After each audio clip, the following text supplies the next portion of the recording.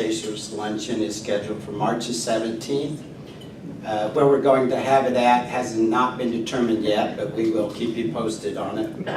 Our special guest will be former IndyCar driver John Martin.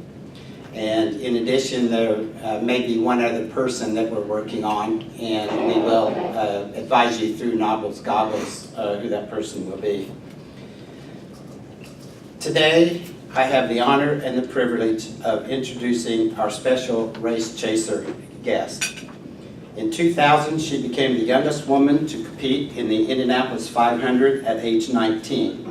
She was also the third woman to compete in the Indianapolis 500 after Janet Guthrie and Lynn St. James. The same season, she became the first woman to score a podium finish in the IndyCar race with her third place finish at Kentucky. In 2001, she became the first woman to run a full IndyCar Series schedule. During that season, she became the first woman to finish runner-up in a Major League open-wheel race where she placed second at Homestead. In 2002, she became the first woman in North America motorsports history to win the pole position for a Major League open-wheel race, doing so at Kentucky Speedway. She set the track qualifying record with a qualifying speed of 221.390 miles per hour, a record that still stands. At the 2002 Indianapolis 500, she set the female qualifying record with a 4-lap average of 229.439 miles per hour.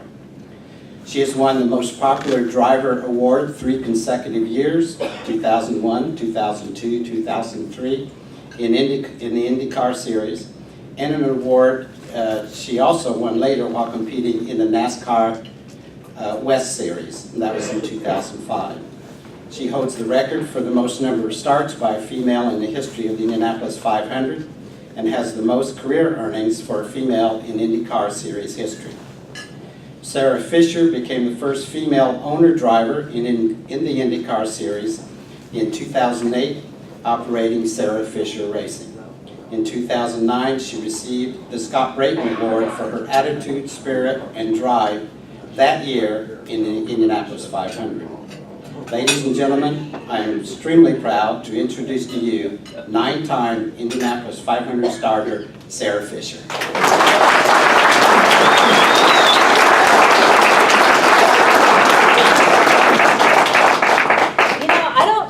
Anybody has ever mentioned the Scotty Brayton Award, and so I thank you for doing that, because that means so much to me. And I think of all the times that I've been on stage, I've never cried except for that. My father-in-law John O'Gara worked with Scotty, and so that, to have won that award from Becky and the family and from my peers, that was just such a huge honor, and they went to commercial. But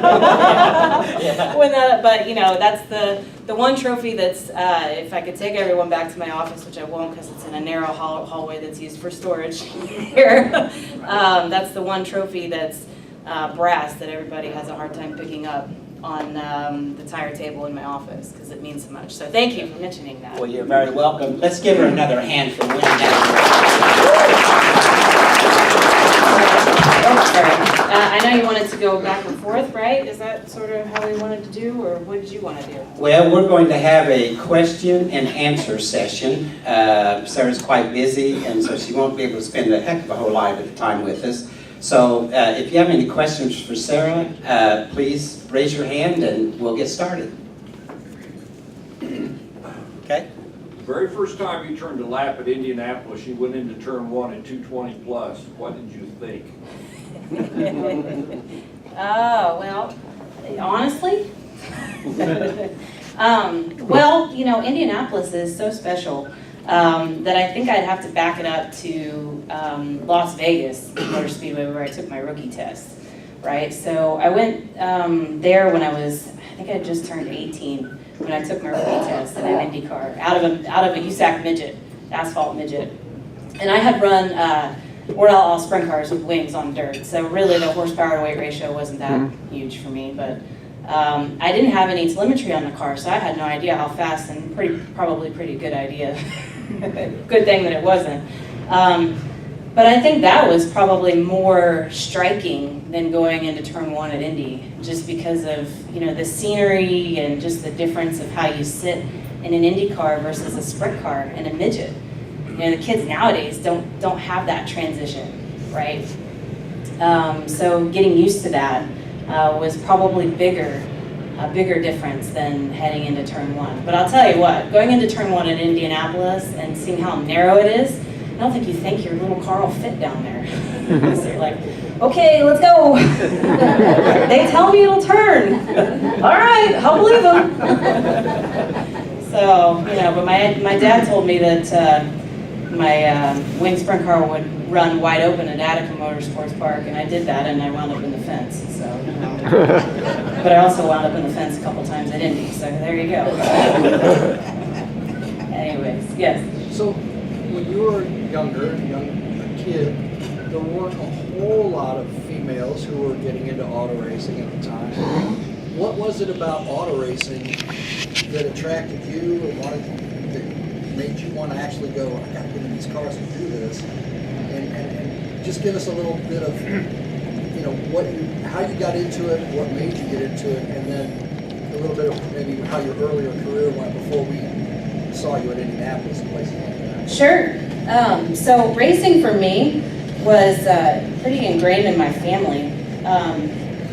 My Uncle Charlie builds motors for a lot of the sprint car guys and still does. Well, James does, that's his son. My late Uncle George was Dale Blaney's crew chief for about 18 years. So we're good friends with the Blaney family. And I love Sharon Speedway. So my mom and dad met racing go-karts in Commercial Point, Ohio. My mom won. She won so far ahead of my dad that my dad came in thinking he had won, and so he comes across the scales and he's, you know, all excited, happy, and his brother said, "No, man, that girl just kicked your ass." So, you know, my history in racing started before I was even thought of being conceived. You know, my whole family was into it. So really, if I wanted to you know, see my family a lot, that's just what your family does, right? You know, some families play basketball, some families play golf. Our family raced cars. And so I was just a really lucky kid. I love short track racing, I still do. You can tell we've got midgets out on the floor here at SIK. We still have a development team that runs the Chili Bowl every year that, you know, Andy's little brother Kyle races cars all year long in the midget series. And Thursday Night Thunder is coming back at Anderson, so we're going to be in that full time. We're going to do the night before the 500 there, and we're going to do some Silver Crown stuff, so we're ramping up that side of, you know, our development team. Sure is a heck of a lot cheaper than IndyCar racing. All jokes aside, that's where I came from, and that's my lifeboat. So that's what our family did, and I was one of the lucky ones that got a chance during the time that the George family, Tony George, wanted owners to take a hard look at, you know, those short track drivers. So, you know, everything happens for a reason, and I was just a very lucky kid and very fortunate to be in the right place at the right time. So, sounds super easy. It wasn't like that at all, but, you know, yeah, it's all right. I'll be thankful going to my grave. Go ahead. Yeah. What's your feeling about leading to 33 cars now compared to driving in the race? Okay. A lot of people do not know that you are the full-time pace car driver. So, okay, I had done the pace car gig for 2 years, and I just recently told IndyCar that I wanted to put that to the side for full-time, just because the pace car driver, you know, for me, IndyCar treats me very well, and I'll probably be at the racetrack, you know, for life, one way or another, right? We all do. But for me, I'm such a competitive person, and to be in the pace car, I just wanted to challenge my brain a little more. Let's just put it that way. And the IndyCar people are such great people, and Jay Fry's trying to do, you know, some great things over there. So I think I'm going to start helping one of the teams that are getting started and going. I think IndyCar really needs some help with long-term team commitments, and, you know what I mean? So there's some cool things that I got to do as a young team, and so just trying to help some folks there. So I might be more spotty in the pace car position, but that was a lot of fun, you know, and definitely filling in for JR when he did that. That was neat. I think more so than anything, because, you know, Lone Star JR was one of my coach, you know, mentor folks when I started racing. So to be able to fill in for him when he, you know, needed to get out, probably was more special to me than anything, I would say. So, yes. First time I heard you on a scanner, I think was your first year. I apologize for that. At that point, I was very impressed. I'm neutral in 1, I'm pushing in 2, I'm neutral in 3, and I forget what you were coming out of 4. The calm voice you had was like you were a veteran. Oh, thanks. And it was just, this gal's got something. Well, so feedback was always really important. So my dad is a mechanical engineer, and he graduated from Ohio State, so either you love it or hate it, right? We're from Ohio, so that's kind of the place you go to, I guess, if you don't want to pay out the wallet. And, well, anyways, back then, right? And so feedback was always important to us, because as a small team, you know, it's not computer-based, and it's about, you know, figuring it out from the seat. And that was the one thing that I took with me in the big cars that, you know, I really honed in on and tried to do the absolute best I could. So no matter what situation I was in, you know, always figuring the race car out was one of my favorite things. So I love trying to make the cars go faster just by feel of the seat of the pants. And, you know, articulating that to my engineers was just something that I had worked on since I was a kid. So I owe that to my dad, full-fledged. Yes, back there. You mentioned that IndyCar needs more of a commitment to the team. What else does it need? No, I mean teams like long-term committed to the series. Well, what else does it need? What's it need? Oh God, if I knew that, they'd probably put me in a more job position. I don't want to do that. I got 2 kids, 6 and 3. It's hard to say, right? You know, they need a better TV package, but so does everybody. You know, the problem with entertainment is there's so many different things to entertain us nowadays, right? I mean, all the kids have smartphones. You know, they're not looking to buy the coolest, you know, neatest, oldest hot rod.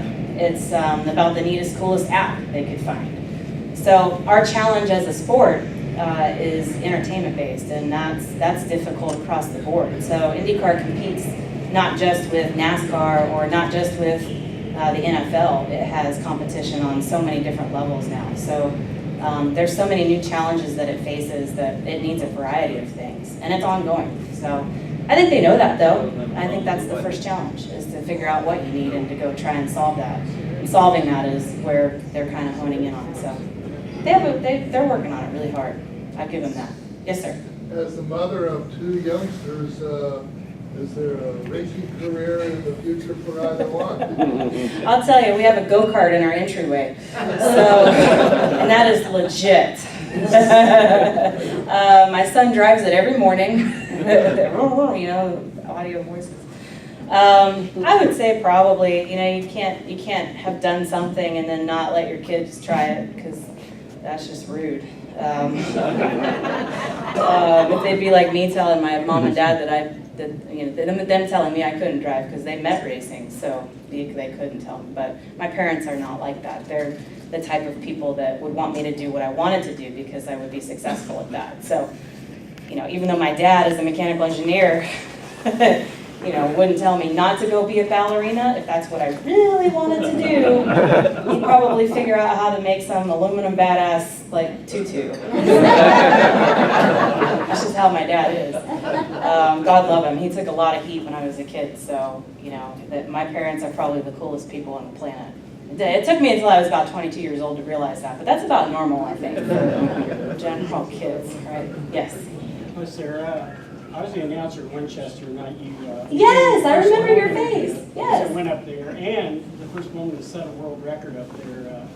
What do you remember about that short, small track? Oh my God, Winchester's awesome. I have so many memories. The bump out of 4, looking through your roll cage to find out where you were going. You know, I think of all the IndyCar tracks that I've been to, you know, Winchester was my first experience of, you know, running wide open and thinking, okay, I might have left a skid mark, you know, it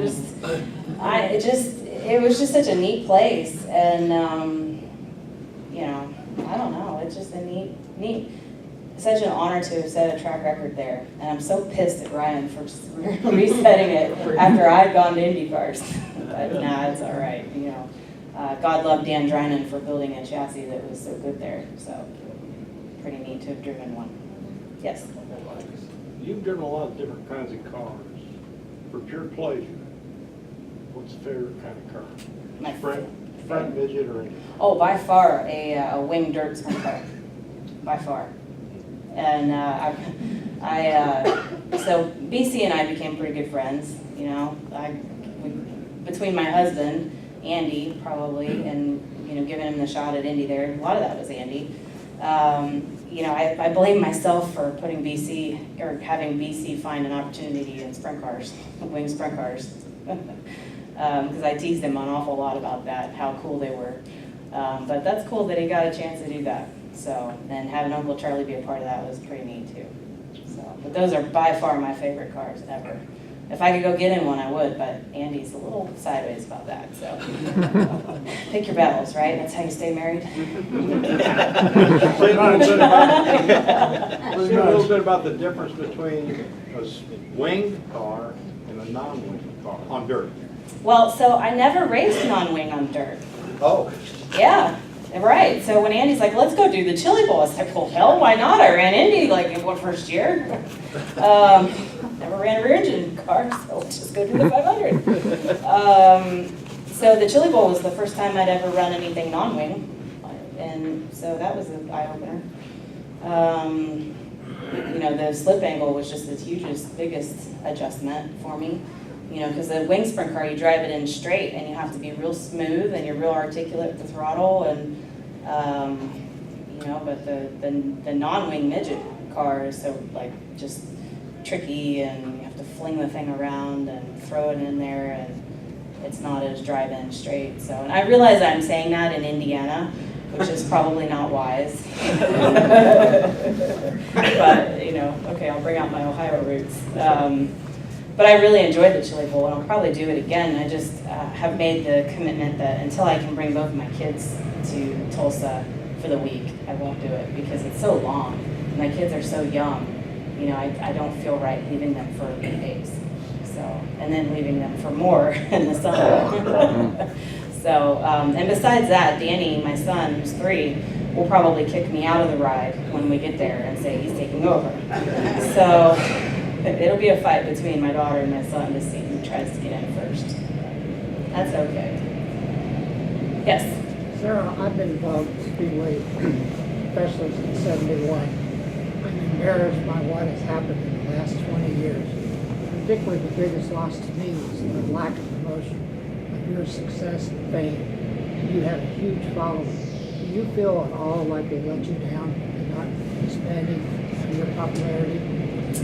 I don't. Can you repeat the question, please? Okay, sure. So he's disappointed in the loss of connection, I guess, to some of the emotional stories at the Speedway. Is that how you? The promotion. A promotion of those stories and the stories and the connection to some of the drivers and even some of the owners' stories that are there too. Like Janet's. Janet's a good friend of mine. God love her. She's an awesome woman. And her 40th year at Indy was last year, right? So where was that story? But, you know, I don't know. I don't think they've let me down personally. I feel... I think they let you down. Well, I You had a think... lot of popularity that they did not, in my opinion, capitalize on. And maybe that was partially, at the time, something I felt more private about, too. You know, in each scenario. So I did an awful lot of media drives for, you know, the various groups that worked with them. So, you know, but sometimes I wasn't a part of them, whether it was invited or denied, I don't know. I had some different managing groups at the time, so hard to say who said what, when, where, or how. I wasn't a part of all of it. You know, I think that's probably part of my advice to kids coming along nowadays is to get involved with those decisions all the time, is to always know what's going on. So it's not the whole advice. There's a lot of advice that we can go on for days about, but I think to be involved with decisions that are made on your behalf is always critically important. So, yes. Sir, as the non-driver part of a race team has become so technical and so highly engineered and sophisticated, has it over the last decade or so become more and more difficult communication-wise between the non-engineering driver and the engineering team? Well, you know, my last experience was with Joseph, so really that's my most recent comparison, I suppose. Joseph wasn't an engineer, so is that kind of what you're, you know, a school driver, is that what you're getting at? Is it harder for the driver to explain what the car is doing so that the engineering staff can understand that and do something with it, and vice versa? I don't think that I don't think the description of how a car is, or what a car is doing will ever change. There are basics there that everyone either gets or doesn't get or can learn, or doesn't want to learn, or can, you know, educate themselves about. And that was one thing that Joseph did really well, was what he didn't know, he would find out, and he would educate himself of, and really dug deep and learned. And that was the one thing that, you know, when we first got started was very important to me, was that he learned and he taught himself and he continued to educate himself, and he's dug really hard at that. So, you know, I think that's the biggest difference between the kids who do and the kids who don't. Right? It's how hard you work at it. So I don't feel like the cars are so, you know, they make them out to be sometimes so technically advanced that sometimes people lose track of the basics. And at the end of the day, there's still basics that you build upon. And if you lose track of that, then you lose track of, you know, lose track of everything, because you've got to build on basics to get started with any project or design, no matter if it's a race car or a go-kart facility. So you got to start there and then build out from that. And when you dissect a car down, you can always start with those basics. So, Like oversteer and understeer is which part of the car goes into the fence first? yeah, it's basics, push and loose. I'm a sprint car gal, so, you know, I break it down to basics, and you start with that, and then you work with which corner you think it's coming from, and, you know, the roll of that, and which way you think it's rolling to and towards, and how. And, you know, once you start with a basic ideal, and what part's worse. A lot of people get into these technical arguments about, you know, how much and how little, and, you know, they describe this one little corner for an hour, and they forget what's the worst problem. What's the one thing we need to fix that's the absolute worst thing? And then it gets them lost for an entire day, and then they lose a bunch of money doing that. So that's just the difference. And I think when you look at our field of drivers, Scott Dixon is the absolute best person at, you know, not forgetting the basics, and he's the best at just dissecting a car and getting involved on the engineering side. And yeah, he has his bad days. Yeah, he complains a little. I do too, but I lost tolerance, and that's why I'm sitting here at a go-kart track. You know, I don't tolerate it anymore. I've had 2 C-sections, boy. I cannot tolerate it. So, That's the quote of the show. all right, probably 2 more. Yes. Sarah, you have this industry here with all the kids and parents coming. If you could put up a sign here to help out Speedway, because 15 under is free, practice, qualifying, and race day. You have 1 kid, you have 2018 kids. They're free. All the people that walk in here, that would be a great promotional tool. But I have a Sarah Fisher story.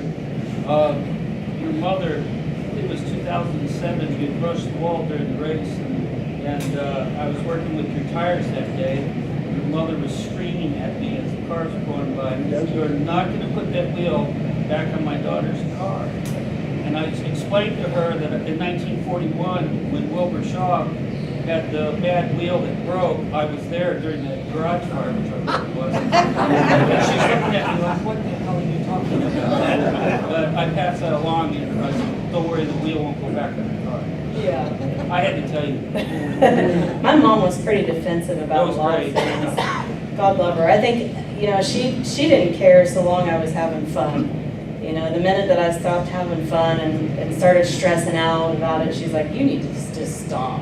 And she taught school, so she's been a school teacher. She finally retired this year, and I thought that when she retired that my mom and dad would move to Ohio and come see their grandkids and maybe go go-kart racing. Nope, they up and moved to Georgia.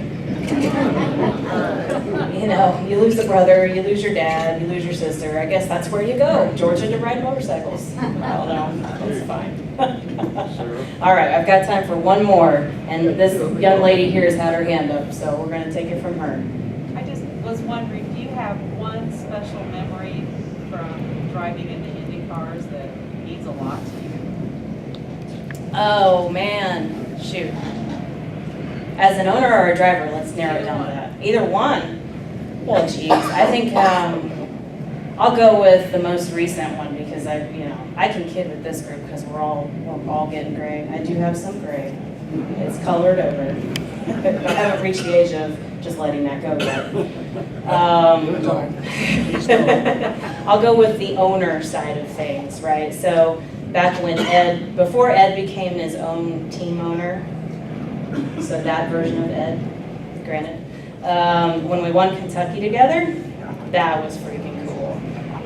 It was cool for so many reasons, if not because Zoe was only 3 weeks old, and my doctor was like, no, you can't go. I was like, F you, I'm going. I don't care if I had a C-section and it comes apart. We're going. We'll sew it down there. To have Zoe there at 3 weeks old, to remember like Dan Weldon running across the motorhome and yelling, you guys did a great job. It was great to race with you all today. To having all of our sponsors and partners there that day, just conveniently, to having only ran 10 races of the season that year, and to have spent 3 weeks straight, everybody on the team having, I think it was 3 or 4 projects that each one of them prepared for Kentucky. So we worked extremely hard on that race. Just that event itself was just spectacular. So as an owner, that was probably my best memory. And when Ed told me, and Andy, I keep forgetting about Andy. Why did you do that? God, I don't know. He's taking care of my kids right now, and our new puppy.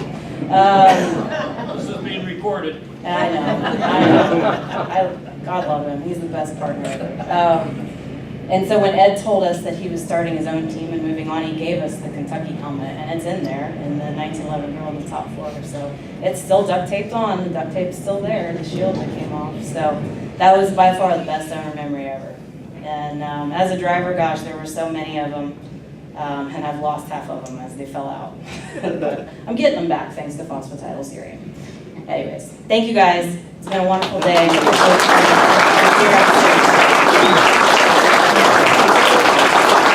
Thank you so much, Sarah. We appreciate you.